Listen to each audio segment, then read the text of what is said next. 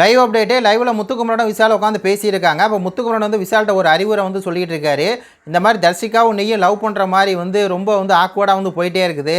இந்த வீட்டில் இருக்க எல்லாருமே வந்து நீயும் தர்ஷிகாவும் ஏதோ உண்மையாலுமே லவ் பண்ணுற மாதிரி வந்து அது போயிட்டு இருக்குது. இந்த 35 நாளாக வந்து நம்ம அவ்வளோ தூரம் கண்ணியமாக இருந்துட்டோம். ஆனால் நீ இப்போ கொஞ்சம் எல்லை மீறி போகிற. நீயும் வந்து தர்ஷிகாவை லவ் பண்ணுற மாதிரி ரொம்ப எல்லாம் மீறி போயிட்டுருக்க. இங்கே இத்தனை கேமரா இருக்குது, அது வந்து தப்பாக போகுது. இப்போ பார்த்தியா எவ்வளோ பெரிய ஒரு சண்டை வந்து வெடிச்சிச்சு. அந்த சண்டையில் வந்து தான் அந்த ஹார்ட்டை போட்டு தர்ஷிகா விஷால் அப்படின்னு சொல்லி எழுதினது வந்து தர்ஷிகா தான். அதை வந்து தர்ஷிகா கடைசி வரையும் சொல்லவே இல்லை. அப்புறம் எல்லா பிரச்சனையாகி அவ்வளோ தூரம் வந்ததுக்கப்புறம் தான் தர்ஷிகா வந்து சொல்லுது. அது வந்து பெண்களுக்கு எந்த பிரச்சனையும் இல்லை, இந்த மாதிரி தர்ஷிகா விஷால் அப்படின்னு சொல்லி வெளியே போகிறது.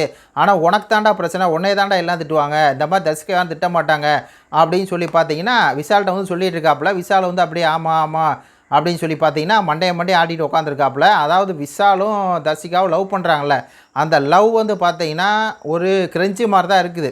ஆனால் வெளியே பார்க்குறவங்களுக்கு அது எப்படி இருக்கும், இவங்க ஏதோ ஒரு உள்ளர்த்தத்தோடு பழகுறாங்க. ஏன்னா 2 பேரும் ஒன்றா உட்காறது அந்த மாதிரிலாம் இருக்கு இல்லையா, அதான் வந்து சொல்லிட்டு இருக்காரு.